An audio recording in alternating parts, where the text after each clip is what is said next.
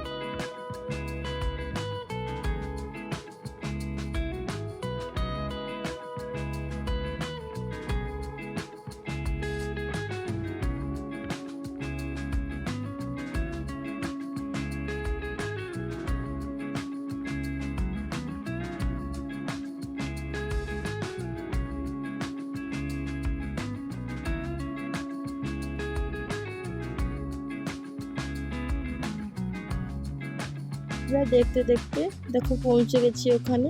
আর এসে দেখছি যার অনুষ্ঠান উপলক্ষে নেমন্ত্রণ বাড়ি, এই ছোট্ট ছেলেটা পুচকুটা দেখো আজকের মুখে ভাত, মামার হাতে প্রথম মুখে ভাত, প্রথম খাচ্ছে দেখো। খানিকটা ক্যামেরা বন্দি করলাম তোমাদের সাথে।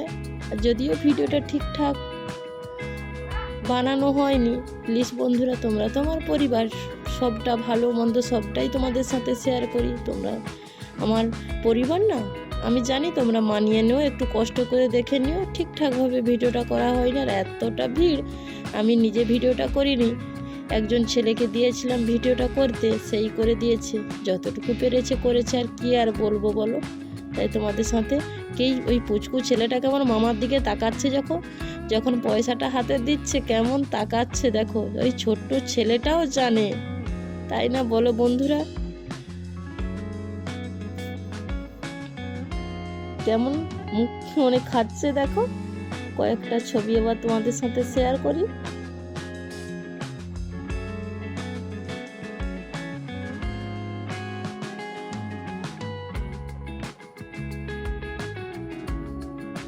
আর এই হচ্ছে দেখো যার মুখে ভাত তার মা আর বাবা। তারপর দেখো পুচকু এতটাই ক্লান্ত হয়ে পড়ছে, খুব গরম যেহেতু খুব কান্না করছিল, তাই বিছানাতে শুইয়ে দিয়েছে। দেখো ওইদিকে পুচকু একটু রেস্ট করুক, আর আমরা অনেকটা দেরিতেই এসেছি, প্রায় 2টো পেরিয়ে গেছে, তাই আমি ওখানে ছবিটা তুলছিলাম। এইদিকে দেখি দাদাভাই খেতে বসেছে আর আমার জন্য পাতা নিয়ে অলরেডি পাতাতে খাবার দিয়ে দিয়েছে। তারপর আমি এসে বসেছি। আর আজকের মেনুতে দেখো রয়েছে বেগুনি ভাজা, স্যালাড, পোলাও দিয়েছে, পনিরের তরকারি দিয়েছে, তারপর দিল লবণ, লেবু, সাদা ভাত, আলু ভাজা, ডাল, শাক দিয়েছে, তারপর দিয়েছে পটল চিংড়ি, তারপর দিয়ে দিল দই কাতলা। আজকে না শীতলা মায়ের ভোগ। তারপর শেষ পাতে দিয়ে দিল চাটনি, তারপর পায়েস, মিষ্টি, পাঁপড়। আর যেহেতু দেরি হয়ে গেছে, না খেতে খেতে না সব কিছু পরপর দিয়ে দিয়েছে, খেতেই পাচ্ছি না। আর আমার ছেলে তো খুব বিরক্তি হয়ে যাচ্ছে যে আমার খাওয়া হচ্ছে না, সব কিছু পরপর দিয়ে দিচ্ছে, যেহেতু দেরি হয়ে গেছে। তারপর খাওয়া দাওয়া সেরে চলো এবার বাড়ি যাওয়া যাক। আর দাদা ভাই বলছে চলো তুমি গাড়িটা চালাও, আমি বসে আছি। দেখো আমি কিন্তু দাদা ভাইকে গাড়ি চালিয়ে নিয়ে যাচ্ছি, দেখতেই পাচ্ছ বন্ধুরা। এই প্রথমবার দাদা ভাইকে নিয়ে আমি গাড়ি চালাচ্ছি, কিন্তু একটু ভয় ভয় করছে। আর আমার ছেলে আমার যখন দাদা ভাইকে বলছে যে তুমি গাড়িটা চালাও, ছেলে কিন্তু বারবার বারণ করছে, না না আমি মা গাড়ি চালালে বাপি যখন বসবে আমি বসবো না, যেহেতু কোনো দিন বসে না, ছেলে ভয় করছে, বলছে বাপি তুমি গাড়ি চালাও। দাদাভাই বলছে যে না তুমি চালাও না, দেখি না তুমি পারো কি না। চলো এবার বাড়িতে গিয়ে আবার তোমাদের সাথে কথা বলছি।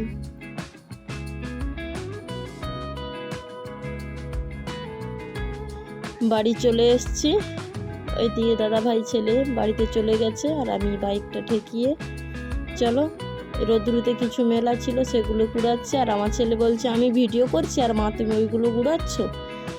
তারপর খানিকক্ষণ বিশ্রাম করেছিলাম। তারপর বিকালে ঘুম থাকতে উঠে খানিকটা কাজ ছিল সেলাইয়ের, তাই সেলাই করতে বসে গেছি। সারাদিন এতটা ব্যস্ততার মধ্যে কাটে, তার ফাঁকেও তোমাদের এত সুন্দর সুন্দর কমেন্টগুলো পড়তে এত ভালো লাগে। এতটা কষ্টের মধ্যেও সবসময় চেষ্টা করি নতুন নতুন কোনো না কোনো ভিডিও দেওয়ার। আমার মনটা না খুব ভালো, যতটা ব্যস্ততার মধ্যে থাকিক না কেন। এই ওয়াইটিতে যেহেতু যুক্ত হয়েছে, এই প্ল্যাটফর্মে সবাই সবার পাশে থাকতে হবে। যতটা ব্যস্ততার মধ্যেও তবু কিন্তু আমি ওয়াইটির কাজ করতে ভুলি না।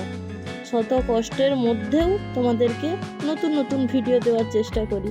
আর তোমরা এভাবেই ভালোবেসে আমার পাশে থেকো, আমিও সবসময় তোমাদের পাশে আছি।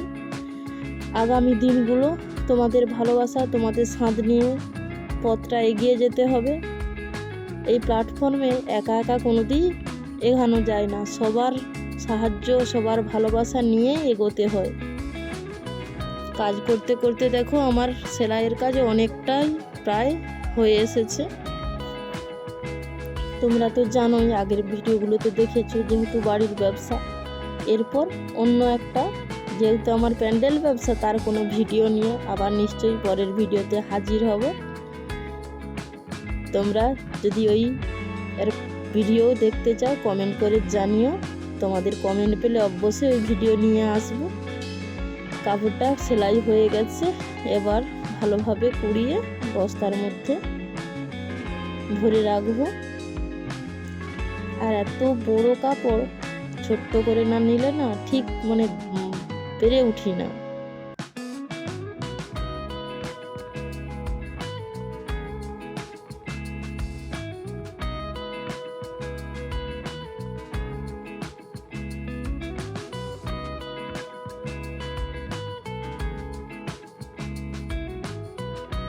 তারপর সন্ধে দিয়ে একেবারে সন্ধেবেলা বসেছি।